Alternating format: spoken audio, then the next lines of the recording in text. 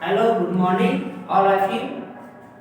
आज हम बात करने जा रहे हैं जम्मू कश्मीर की।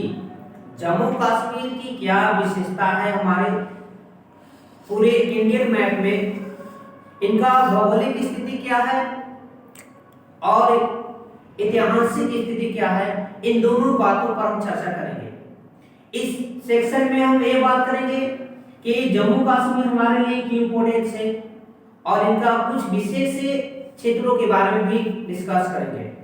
ठीक है, तो हम ज्यादा बात नहीं करते हुए अपने आगे टॉपिक के ऊपर चलते हैं। देखिए, जम्मू कश्मीर, ये जो आपको मैप में दिखाया गया है, जो ये जो क्षेत्र दिखाई दे रहा है, ये जो क्षेत्र बना हुआ है, यहां से यहां तक ये जो क्षेत्र दिखाई दे रहा है, ये पूरा पूरा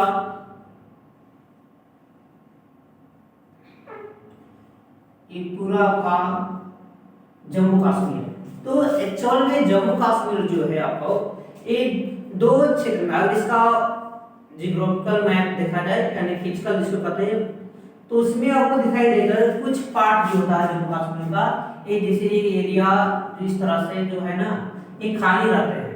वहां पर क्या रहता है कि एक क्षेत्र पड़ता है जिसका नाम है लद्दाख। इन क्षेत्रों का जो लद्दाख के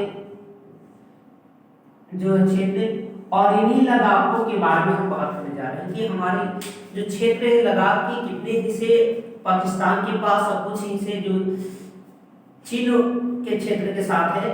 तो इन क्षेत्रों में हम बात करने जा रहे हैं कि एक्चुअल में लद्दाख का भूमिका क्या है हमारे भारतीय इतिहास में। तो सबसे पहले हम बात करते हैं लद्दाख।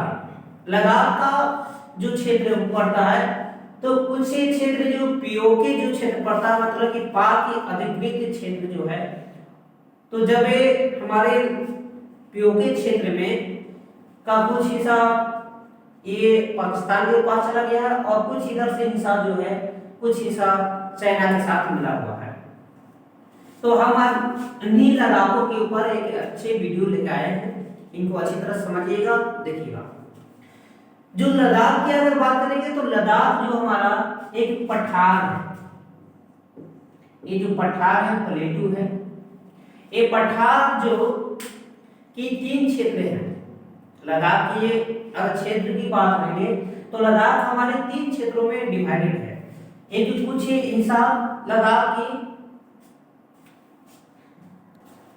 कुछ टेक्निकल फॉल्ट की वजह से स्टॉप हो गया। ठीक है, कंटिन्यू करते हैं। जो लद्दाख की जो पठारी जो क्षेत्र है, ये तीन हिस्सों में बटा हुआ है। एक का हिस्सा जो है हिमालय हिस्सा का, जो वृत्त हिमालय के पार्ट में आता है। चलिए, दूसरा जो क्षेत्र इसका है वो आपकी काराकोरम क्षेत्र पड़ता है, और तीसरा जो है सिंधु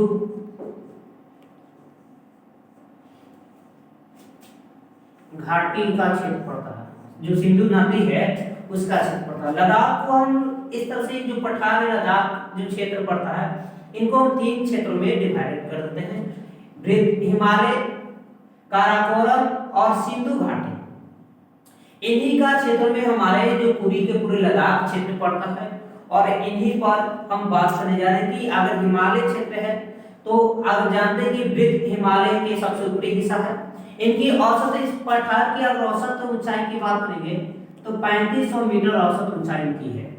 इस पठार की औसत ऊंचाई जो होती है 3500 मीटर होती है।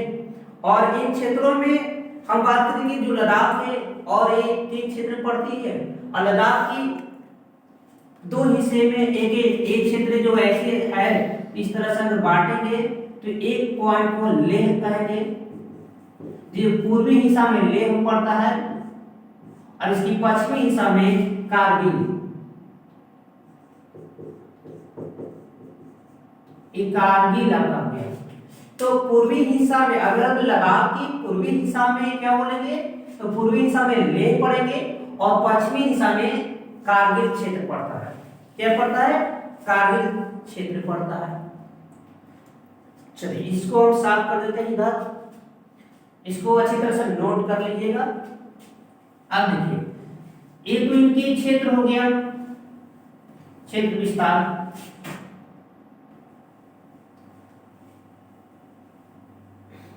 कि पूर्वी हिस्सा की अगर बात करेंगे तो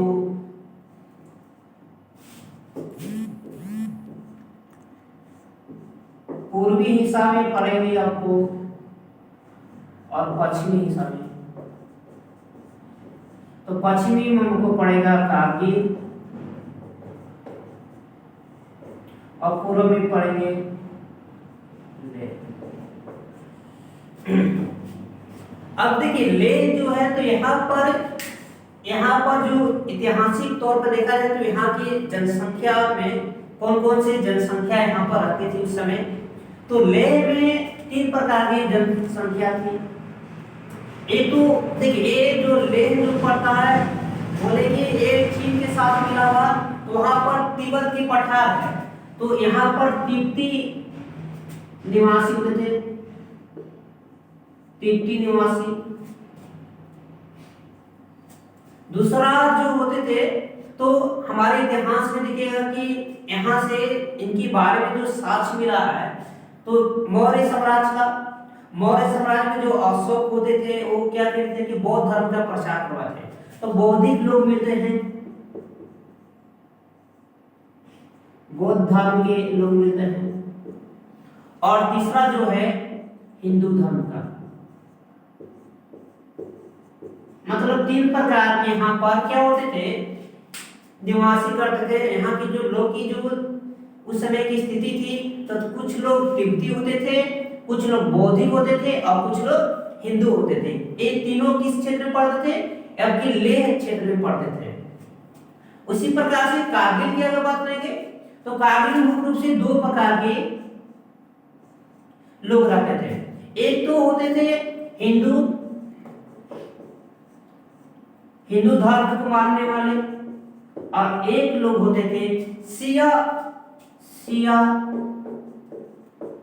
मुस्लिमान।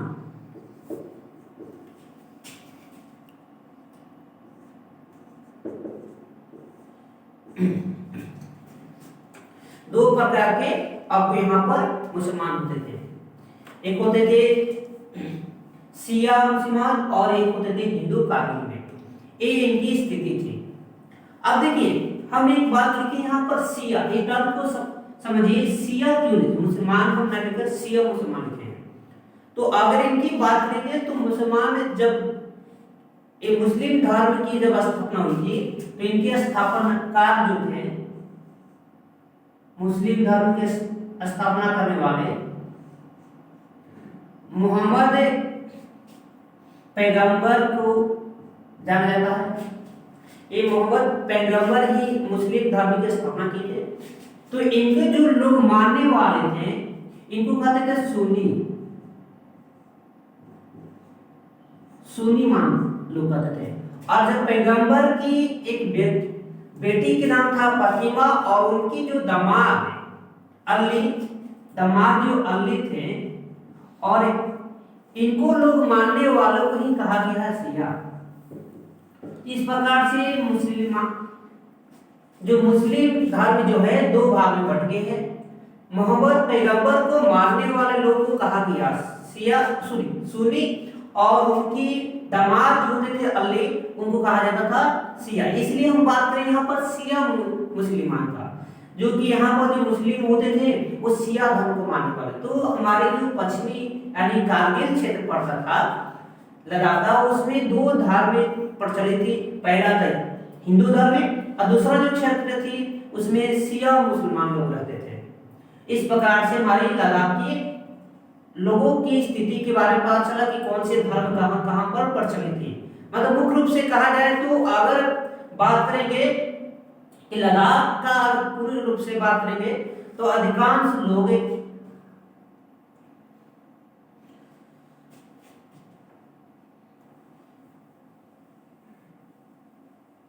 हिंदू होते थे।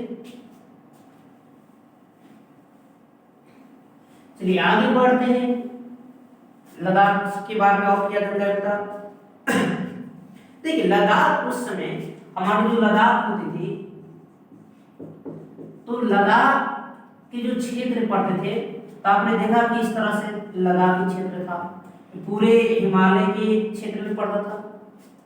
तो ये जो पक्ष सॉरी देखिए हमारे ये जो रास्ते जो दिख रहे हैं ये, तो इस रास्ते से भारत में अर्थात लद्दाख उस समय ऐतिहासिक काल में, प्राचीन ऐतिहासिक काल में लद्दाख की क्या होती थी, आने जाने के रूट होती थी। आने जाने की एक रूट माना जाता था लद्दाख को, जिसको कहा जाता है सील के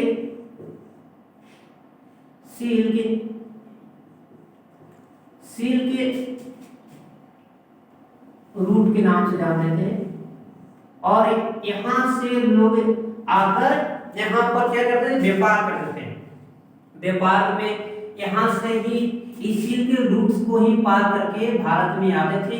ये आपकी लद्दाख वाला क्षेत्र में, लेह लद्दाख वाला क्षेत्र में, और यहाँ पर पूर्ण रूप से ये लोग क्या करते थे कि व्यापार करते थे। यहाँ पर व्यापार, और व्यापार इसी समय माना जाता है कि भारत में पशुओं की अगर बात करेंगे तो ऊंट के माध्यम से आते थे, ऊंट के माध्यम से, घोड़ा, ये दो मुख्य रूप से ऊंट और घोड़ा से लोग आते थे। तो हमारे यहाँ ऊंट की प्रचलन या घोड़ा की प्रचलन इन्हीं के आने की वजह से हुआ है। इन्हीं लोग जो व्यापार करने आते थे, और व्यापार करने का जो बहुत बड़ा केंद्र उस समय था ऐतिहासिक काल में अपने, और तो उसमें ऊंट और घोड़ा को मुख्य रूप से मिला।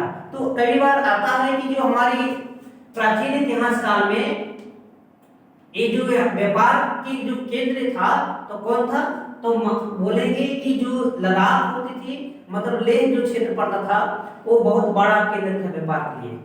और इनको जोड़ने के लिए, जो रूट को जोड़ने के लिए किस नाम से जाना जाता है,